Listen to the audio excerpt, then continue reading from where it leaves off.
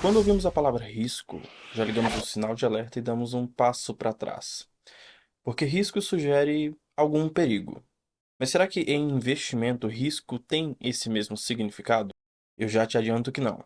E que a depender do seu perfil investidor, do seu API, risco pode sim ser algo bem atraente para você. Bom, eu me chamo João Pedro Caixeta e fica aí bem à vontade, que estamos começando mais um vídeo aqui no canal Aqueles Negócios. Mas, para começar, o que é risco?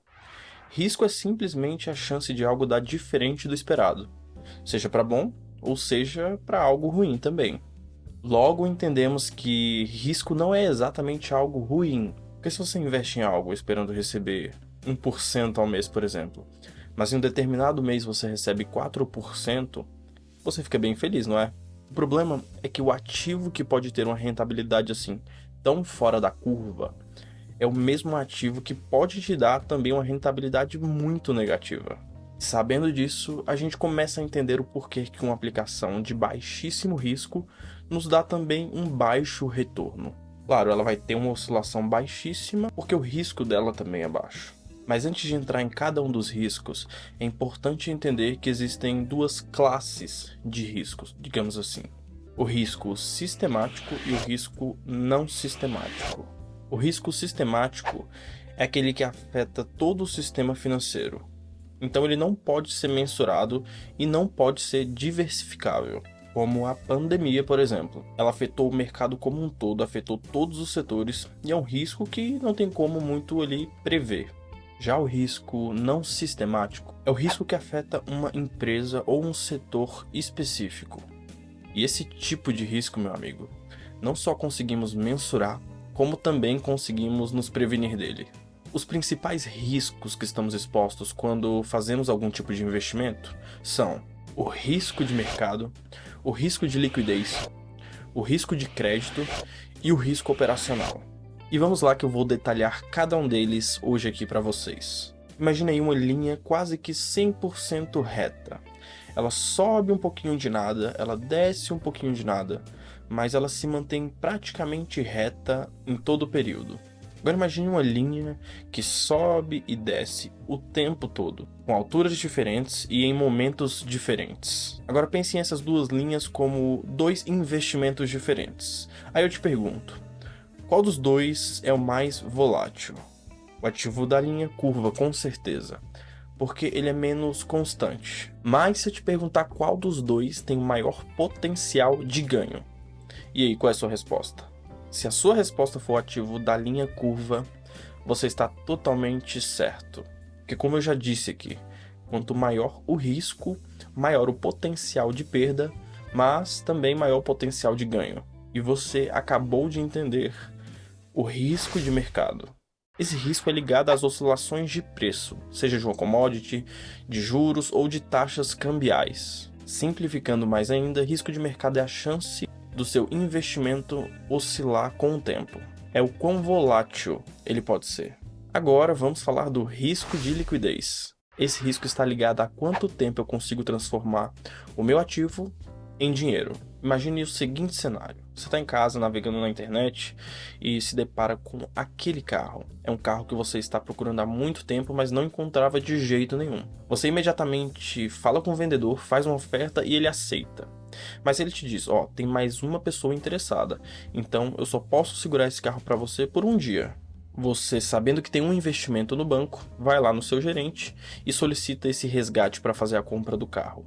Mas seu gerente te informa: não, tua aplicação é uma LCI pré-fixada com vencimento em 2024. Ou seja, você só coloca a mão nesse dinheiro no ano que vem.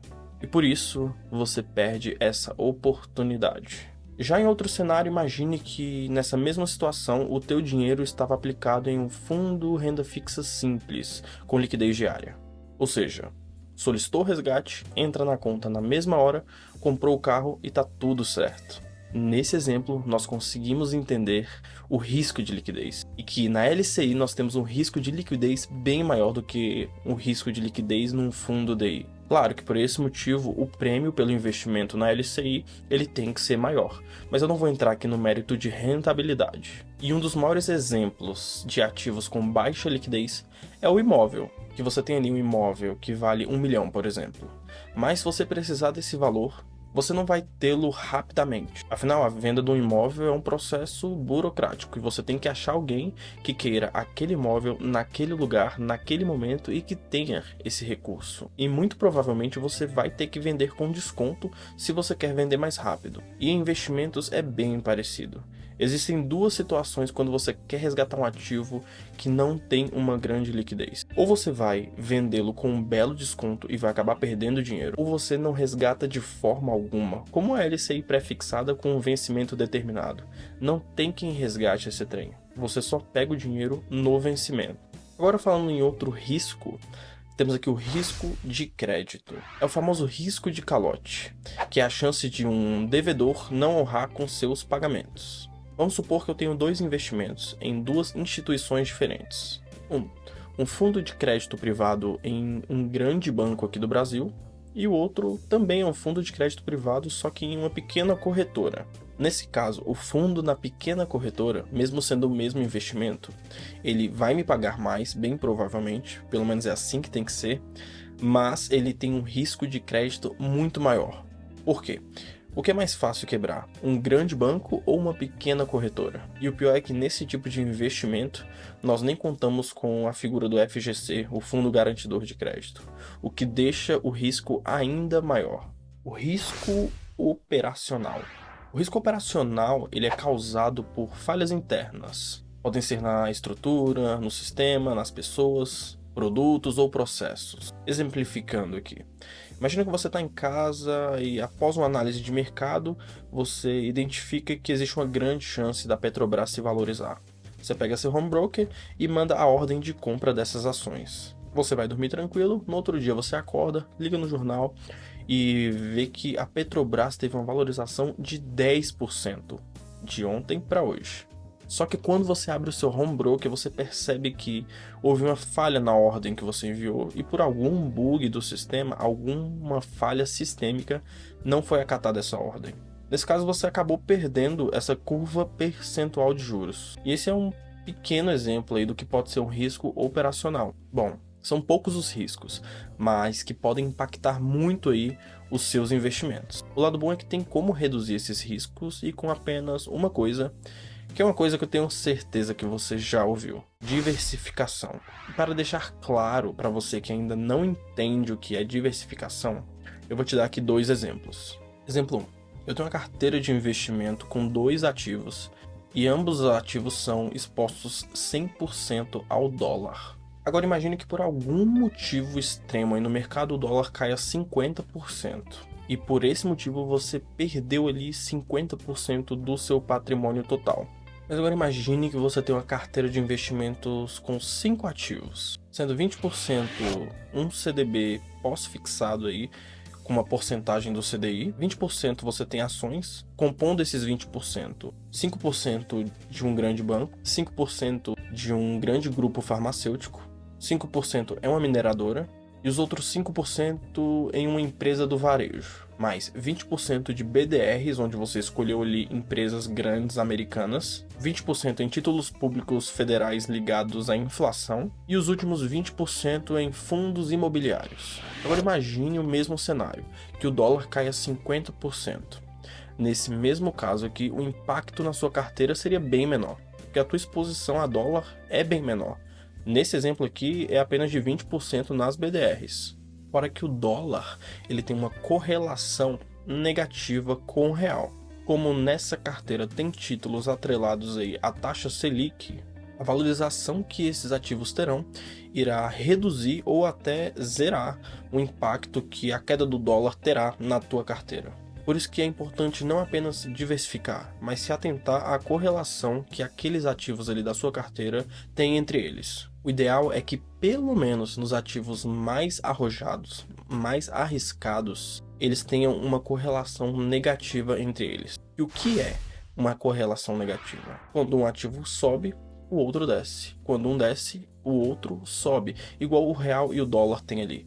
Geralmente quando o dólar começa a subir, o nosso real ele vai desvalorizando. Mas quando o dólar começa a cair, o nosso real na outra ponta vai se valorizando. Isso é uma correlação negativa. Bom, espero que tenha ficado claro para vocês todos os riscos, mas se ficou alguma dúvida, deixa aqui um comentário que eu respondo. E deixando bem claro aqui, gente, nada do que eu falei aqui é uma sugestão de investimentos. Eu dei apenas alguns exemplos e alguns dos exemplos bem esdrúxulos de uma forma bem extrema, que é para ficar bem mais claro o conceito. Esse é o objetivo, entender os conceitos. Bom, e se você gostou aqui desse vídeo, não esqueça de deixar o seu like aqui embaixo. Porque esse é o termômetro para saber se você gostou ou não desse vídeo. E assim eu posso trazer mais e mais sobre esse assunto. E não deixe de se inscrever, pois teremos vídeo toda semana aqui no canal. Falando mais sobre empreendedorismo, filmes, livros, investimentos, tudo aquilo que possa de alguma forma nos ensinar para que possamos replicar em nossas vidas e assim prosperarmos mais. Bom, espero que tenham gostado, fiquem na paz e até a próxima.